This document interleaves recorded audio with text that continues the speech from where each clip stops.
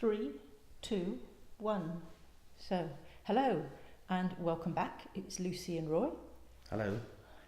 And today we wanted to talk to you a little bit about the galleries and exhibitions that we went to in Edinburgh a couple of weeks ago. We went to, first of all, the practicalities of getting to the exhibitions at Modern 1 and Modern 2. So we actually arrived in Edinburgh by train, and then we walked from the station to Modern 2. We thought it would be a little bit further.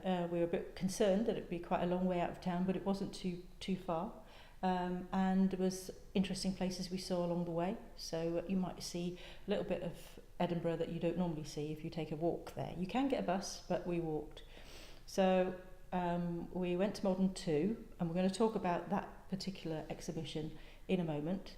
Then we walked across to Modern 1 after that. This is the gallery map, and there's a little map inside that shows you the two galleries. And again, we were unfamiliar with the territory, and what we found was it was a very, very short walk between the two museums. So don't hesitate to walk between the two. It's very, very easy. And in the grounds, there's lots of different pieces of sculpture, from Gormley to who else have we got? Henry Moore, Hepworth, Miro, all sorts. So that's quite worth a walk around the gardens too.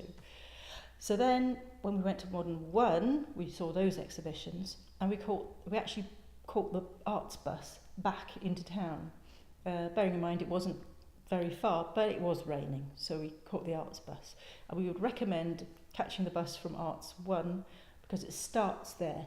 And if it's very busy, like it was, because this was during the Fringe and the Arts Festival, some people couldn't actually get on the bus at Modern 2. So we'd recommend getting on the bus at Modern 1 back into town. So Modern 2, you can get a bus from Modern 2 just outside anyway. So even if you miss the art bus, it's very easy. You can walk it anyway. It's only like 15 minutes, 20 minutes walk. Nice walk. It is, particularly if it's a sunny day. But coming back, it was wet. It was raining. So discretion being the better part of valour, as they say. So we went for that. Anyway, it was the festival and Fringe on at the same time, and the art galleries were within the Arts Festival itself. So starting with Modern 2, we went to see Emil Nolde. I think that's how you say it. And it was an incredible exhibition. But actually, what we did first was we went to the cafe. That's what we always try out, the cafe first of all. And that was really nice in Modern 2. And there's a massive sculpture in the gallery which spans several stories. And it's like a gladiator or it's a soldier kind of thing. Do you know what it was about? No, I've forgotten now, but it's like a big robot-like thing as well. You could look at it. We sat there by its foot. Yeah. So there was its foot, and then we sat there beside it. I'd say the service in the gallery was a little bit slow, but it was a busy day. Remember, this is during the festival and the Fringe. The foot wasn't smelly, so that was fine. And the food was good. Definitely go in there again for the food. Yeah. And there were other exhibitions on. Dadaism, was there? What was there? Yes, there was Club Dada. That's it. German Expressionism with Kandinsky, etc., and and there was a stairwell thing by Richard Wright, which we had a little look at. You wouldn't have even noticed it was there if you weren't looking for it.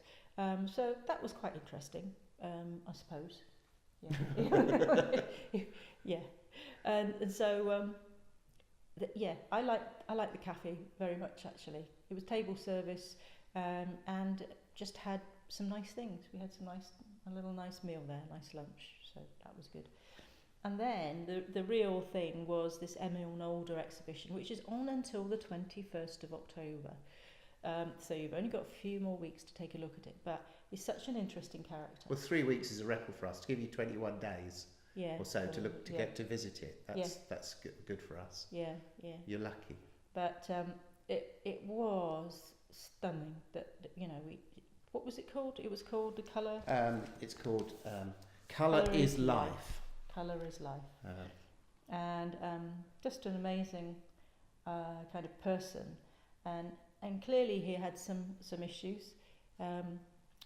What nationality was he? Well, he was. Now, I'd never heard of Emil Nolde, and I like to think I know something about art, but I hadn't.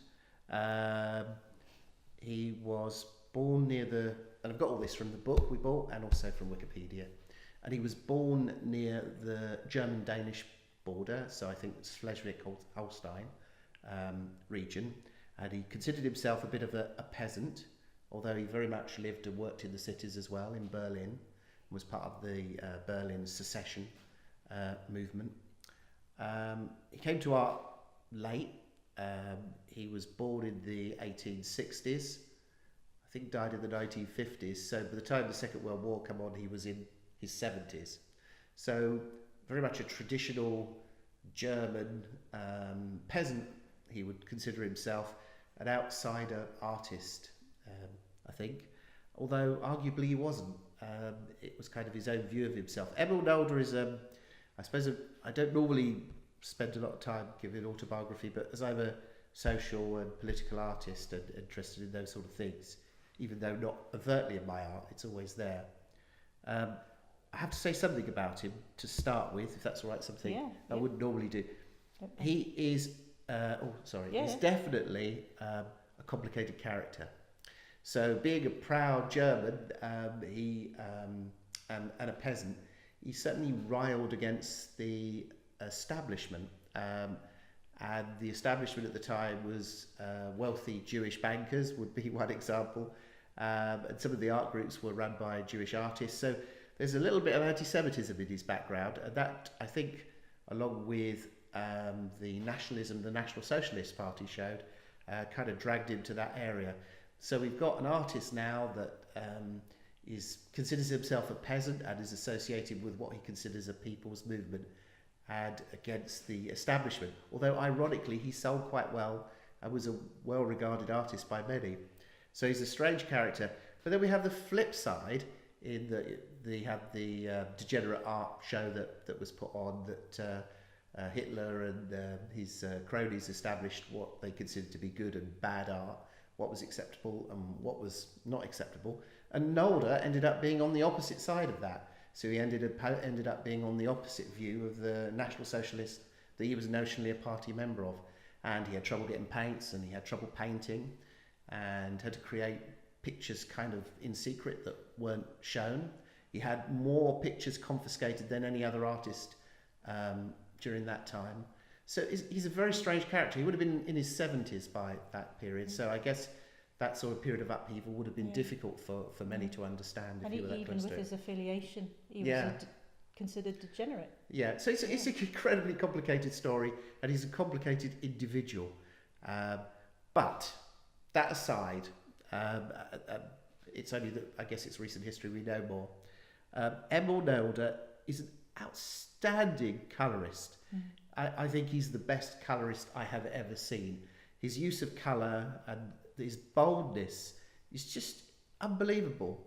And in this book, there's 4 authors in it. I think Astrid Becker, no, 5.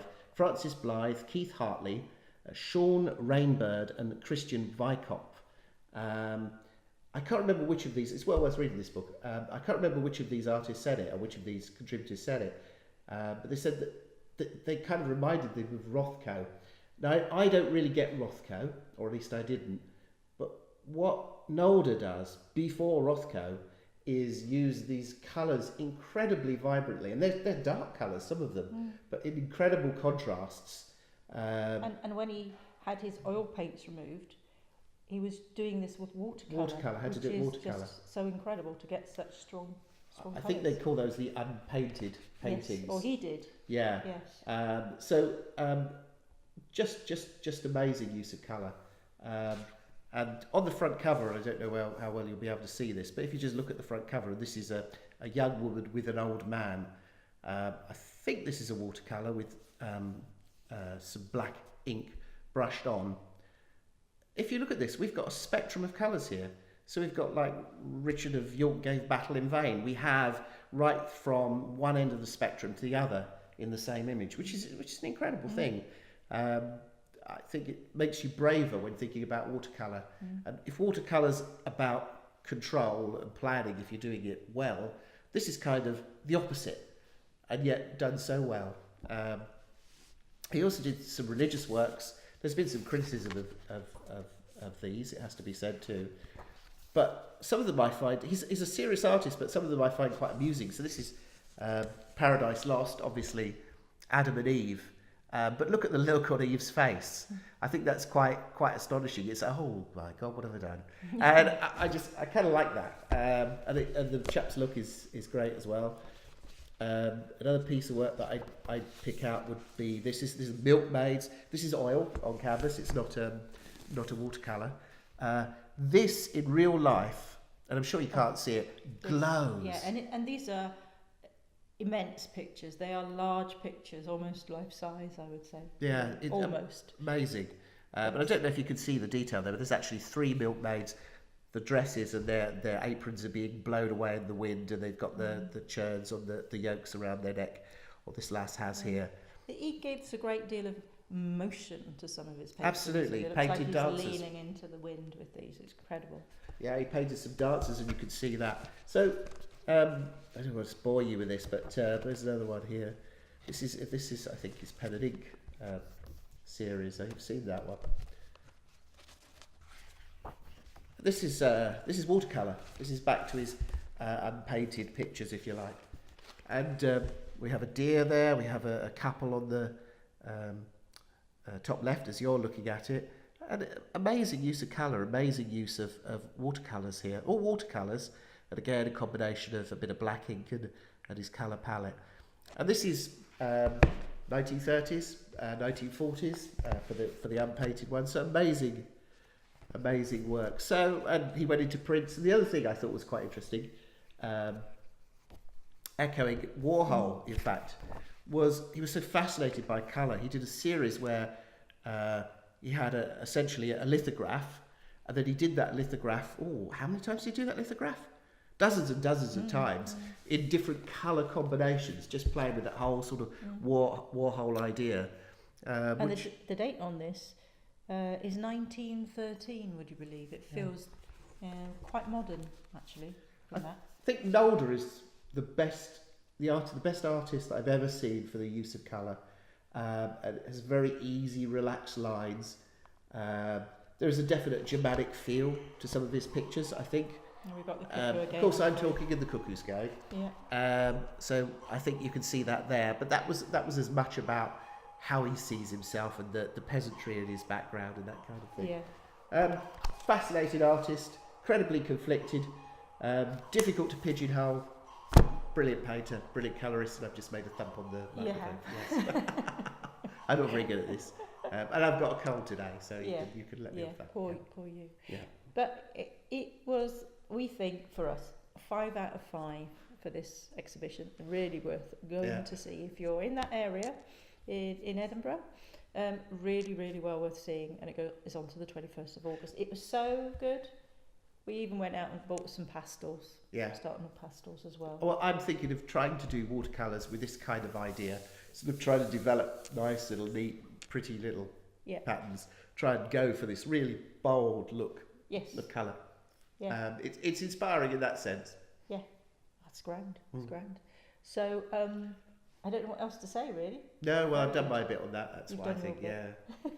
Yeah. Wait until you hear us talk about Michael Jackson. You may see a different view. Next time, Michael Jackson. So please keep watching, please subscribe, and see you soon. Same time, same place. Bye. Bye.